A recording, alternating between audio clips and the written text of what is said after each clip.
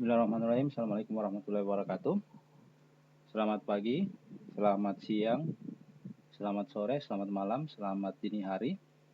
Kapanpun Anda menyaksikan video ini. Kali ini saya mencoba untuk berbagi sekaligus belajar kembali bagaimana cara menuliskan daftar pustaka atau referensi menggunakan reference manager. Jadi salah satu komponen yang penting pada saat seseorang menulis karya ilmiah atau tulisan ilmiah, entah itu makalah, skripsi, laporan tugas akhir, KTI, karya tugas ilmiah, karya tulis ilmiah, tesis, ataupun disertasi, itu adalah daftar pustaka atau referensi. Tapi seringkali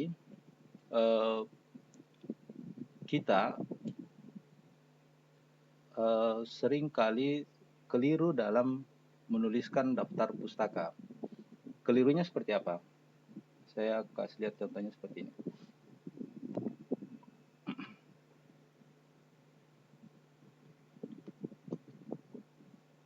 Nah, seringkali ketika kita menuliskan karya ilmiah, misalnya menurut Dita, ya, pengetahuan adalah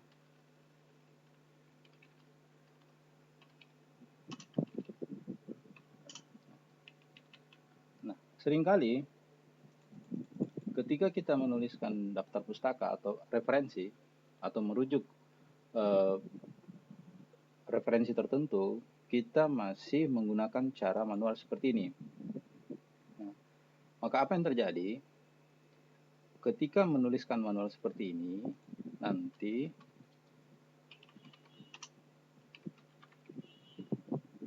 ketika sudah sampai di penulisan daftar pustakanya, kadang-kadang si Dita ini atau siapapun orang yang kita rujuk tulisannya itu tidak masuk di daftar pustaka.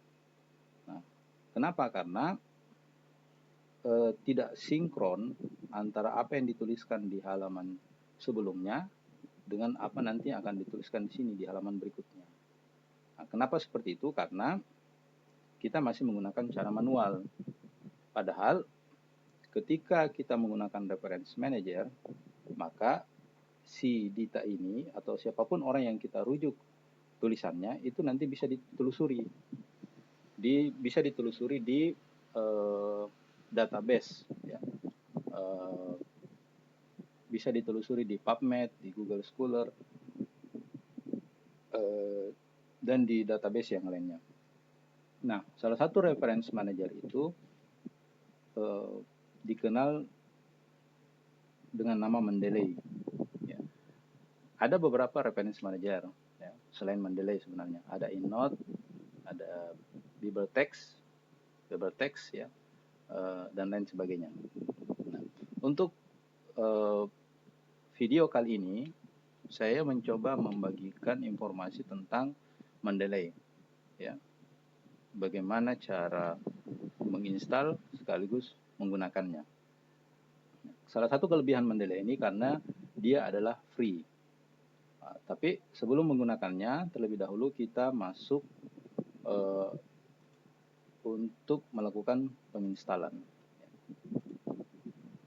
Jadi pertama-tama kita mencari program Mendeley, buka search engine Anda, entah itu Google Chrome, entah itu Firefox, dan seterusnya.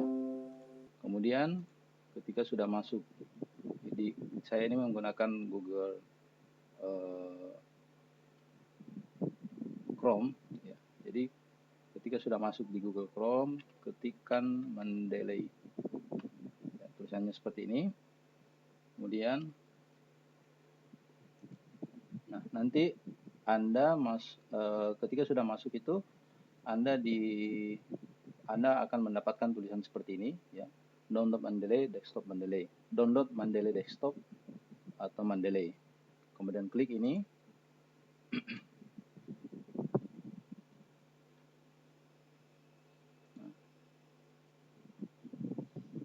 Kemudian setelah tadi diklik, Anda mendapatkan tulisan seperti ini. Ini sudah settingan dalam bahasa Indonesia ya. Kalau dalam bahasa Inggris itu nanti dia tulisannya download Mendeley Desktop for Windows. Nah, kemudian klik ini.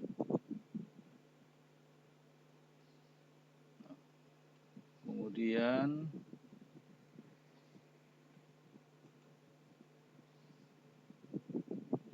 sambil menunggu dia terbuka ya, kurang lebih 39 detik lagi. Di laptop saya ini sebelumnya sudah terinstall Mendeley. Jadi dan softwarenya juga ada dalam sini. Jadi ini nanti kira-kira tampilan ketika kita baru pertama kali mau menginstal Mendeley itu sendiri. Ya. Sambil menunggu terbuka.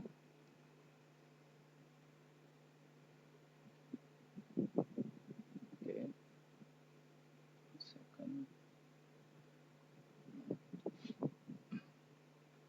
Sekarang dia akan terbuka seperti ini. Ya. Do you want to allow this app to make change to your device? Ya. Nanti klik saja yes. Habis itu dia akan running terus ya sampai kemudian finish. Nah, karena saya sebelumnya sudah terinstall, maka saya ini close saja. Saya close saja ini. Oke. Nah, kemudian kalau instalasi sudah berlangsung, ya, sudah berjalan dengan sukses, maka nanti di laptop Anda atau di perangkat Anda itu akan terpasang Mendeley Desktop. Ya. Cara mengeceknya adalah dengan membuka tanda di bawah ini ya, tanda seperti tanda pencarian ya. Klik di situ, kemudian ketik Mendeley. Jadi akan tertulis Mendeley Desktop. Ya. Ini kalau sudah terinstall masuk. Oke. Mendeley Desktop, kemudian klik 2 kali.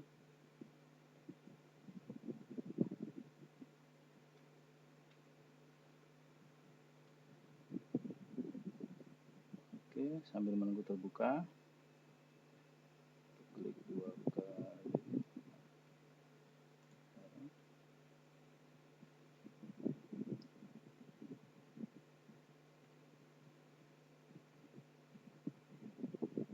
Nah, sekarang ini sudah terbuka. Nah, ketika sudah terbuka seperti ini, ya,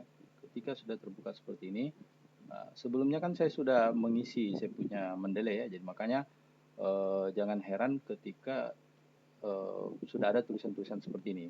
Tapi kalau belum diisi, kalau dia baru pertama kali diinstal, maka nanti ini akan kosong. Ini akan kosong ya, di sebelah kiri ini akan kosong, ya, di sebelah sini juga akan kosong. Nah, ketika sudah diinstal, maka kita harus mensinkronkan dengan Microsoft Office Word. Ya. Jadi dia harus muncul juga di sini. Caranya dengan Anda cari tulisan Tools, habis itu Anda nanti cari tulisan Install MS Word Plugin. Nah, karena saya sudah melakukan itu di Microsoft Word saya, maka tulisannya bukan lagi install tapi uninstall. Ya, jadi Anda klik ini, ya, di sini nanti tulisannya Install MS Word Plugin. Nah, habis itu setelah diklik, maka nanti ketika Anda masuk di Microsoft Word, kemudian Anda buka reference, ya, reference seperti ini, references tulisannya seperti ini, maka di Microsoft Word Anda akan muncul tulisan insert citation beserta dengan tanda ini. Ya. Nah, jadi sebelum Anda plugin ke Word, ketika Anda buka reference, itu tidak tidak muncul tulisan dan lambang seperti ini. Tapi ketika sudah di plugin di Microsoft Word, maka akan muncul tulisan seperti ini, insert citation beserta dengan lambangnya, kemudian ada open Mendeley, ada insert bibliografi, ada style. Ya. Jadi ini wilayahnya Mendeley. Yang bawaan Microsoft Word itu sebenarnya ini. Ya.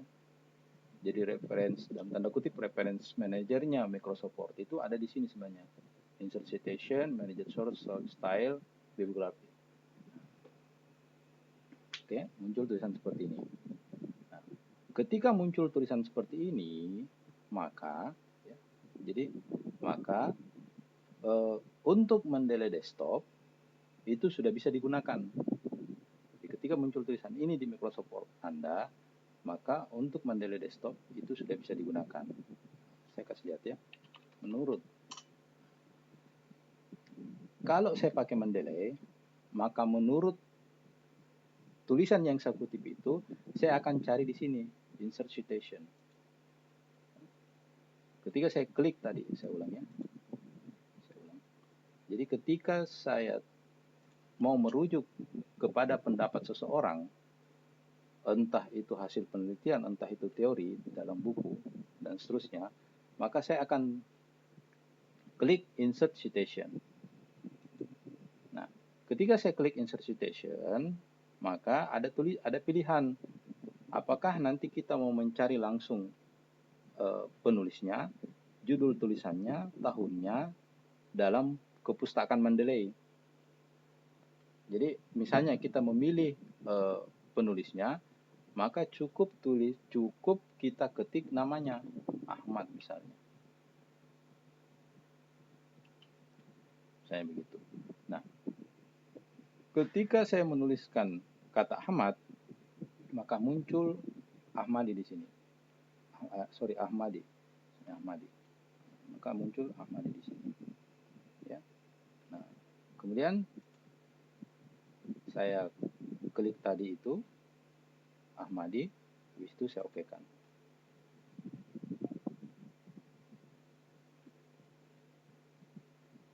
Nah, muncullah nama penulis Ahmadi. Jadi tadi karya tulisan dari Ahmadi dan Ashar ini saya tidak ketik manual lagi, tapi saya pakai Mendeley insert citation. Maka saya muncul nama kedua penulisnya. Kemudian supaya kelihatan bahwa tulisan ini memang saya citasi atau saya kutip, maka di daftar pustaka nanti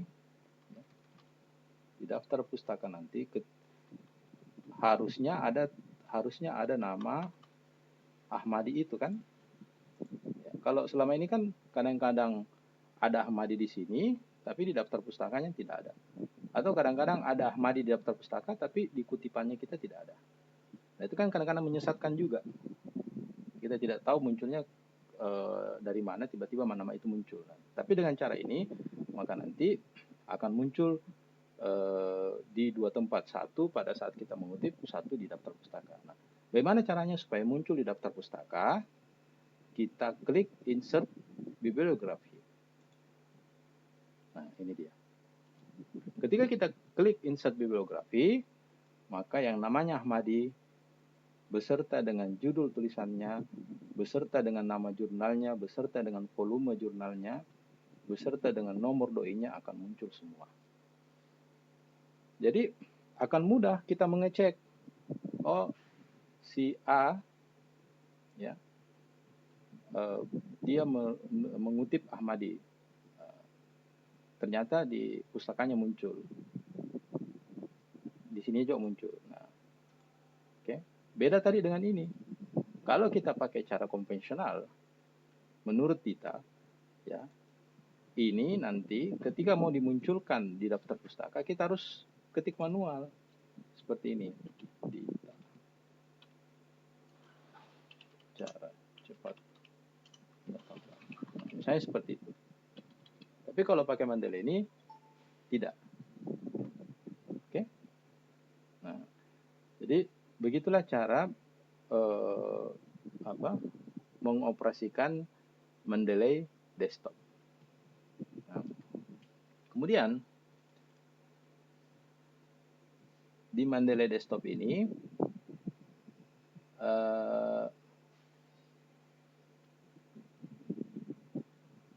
ada juga fasilitas untuk membuat kita mengumpulkan suatu tulisan dengan topik tertentu itu dalam satu waktu yang bersamaan.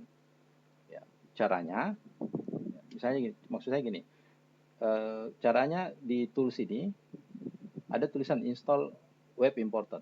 Ya, jadi kita klik ini, oke. Setelah diklik, maka nanti di search engine Anda, entah itu Google Chrome, entah itu Firefox, ataupun search engine lain yang Anda gunakan, maka nanti akan muncul lambang seperti ini di sebelah kanan atas. Oke. Nah, ketika muncul lambang seperti ini, maka ketika Anda mencari atau mau mengumpulkan topik tertentu untuk penulisan karya ilmiah, itu tidak lagi harus mengumpulkan satu-satu. Contoh ya, saya kasih contoh. Misalnya, Anda mau mengumpulkan tulisan tentang anemia, ya, contoh saja ini. Anemia. Maka nanti di sebelah kiri ini cari tulisan create folder. Ya. Kemudian kalau sudah dapat, maka klik ini, habis itu namanya diubah, misalnya menjadi anemia 2021, habis itu enter, habis itu synchronize, ya, tulisan SCNC di sini, ya, synchronize.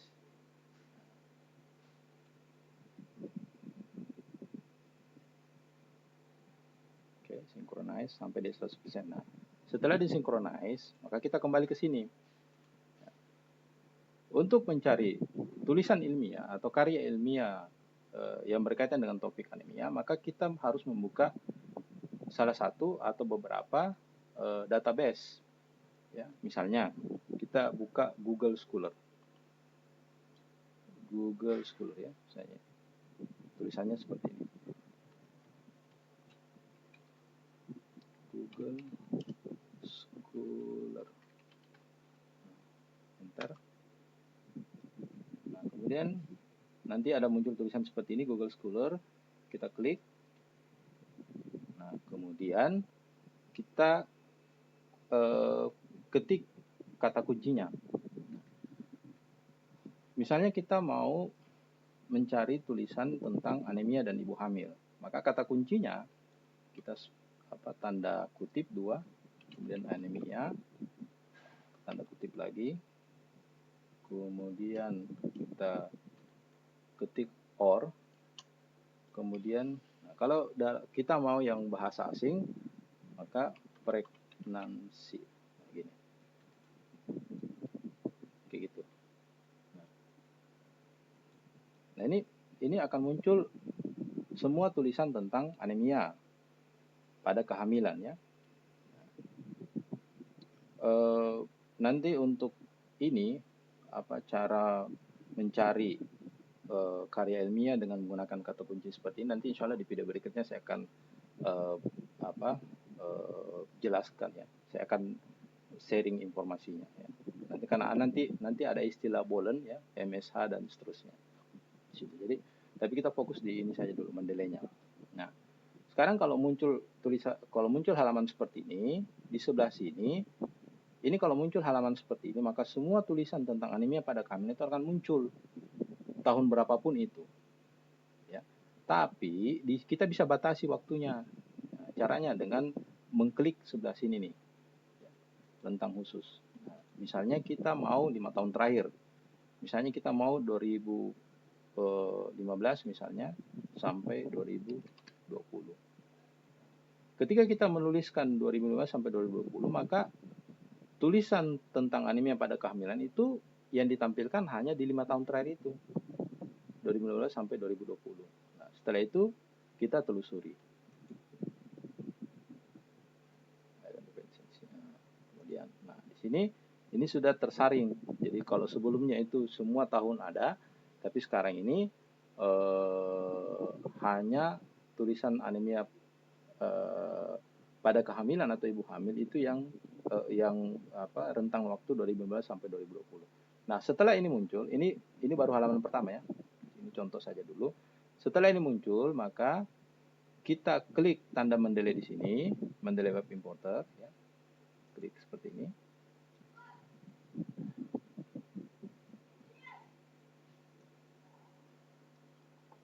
Ya, ini kadang-kadang butuh waktu beberapa menit ya untuk menampilkan di web. Nah, sekarang kita mau simpan di mana tulisan ini? Ya, kita cari yang tadi. Kita kan tadi sudah buat anemia 2021. Nah ini, ya kan?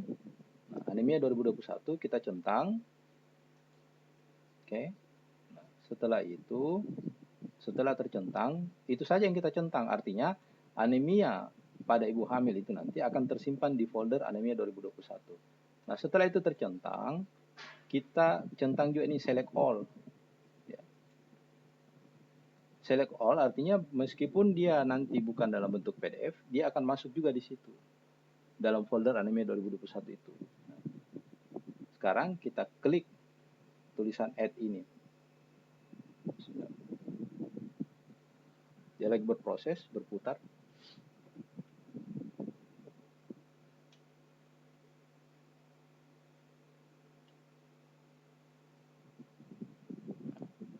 Kalau sudah, ya, kalau sudah, kita cek di Mendeley-nya, apakah sudah masuk atau belum. Ya. Anemia 2021.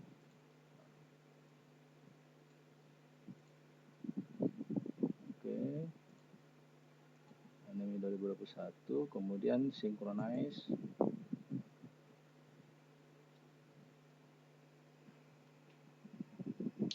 Nah, dia muncul. Jadi tadi waktu kita klik ini folder anemia 2021, setelah itu kita klik lagi nih synchronize SINC. Nah, maka tadi semua tulisan tentang anemia ya yang di Google Scholar itu akan muncul di sini. Nah, ini kan jadi praktis karena kita tidak perlu lagi mencari satu persatu ya seperti yang selama ini kita lakukan. Dengan hanya mengetik kata kunci yang kita mau cari, maka semua tulisan yang berkaitan dengan apa yang kita mau cari itu akan tersimpan di sini. Ya, akan tersimpan di sini. Nah, sisa nanti kemudian kita mengecek kembali apa yang dicek. Yang dicek itu adalah metadatanya. Ya, misalnya mengecek kembali judulnya, pengarangnya, kemudian jurnalnya, tahunnya, oke, URL-nya, oke. Nah, kalau sudah berarti aman. Ya. Jadi caranya misalnya dengan mengklik ini, judul ini. Kita lihat, dia judulnya jurnal artikel, oke. Prevalence of anemia during pregnancy in district Faisalabad, Pakistan. Nah ini judulnya kan. Nah, kemudian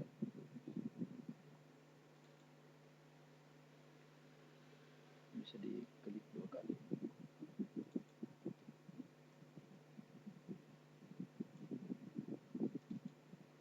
Oke. Kemudian ini autornya. Oke, ini nama jurnalnya. Ini isunya ya. Volume jurnalnya, tahunnya, page-nya, halamannya 15 sampai 20, abstraknya. Oke. Kemudian ini keywords-nya, kata kuncinya. Ya, ini data diaksesnya, tanggal sekarang ya. Ini tanggal diaksesnya, 21 Desember 2020, ini alamat URL-nya dan seterusnya. Nah, harusnya ketika kita klik 2 kali ini bisa terbuka jurnalnya. Nah, cuman memang tidak semua nanti bisa seperti itu. Jadi coba kita cari yang bisa.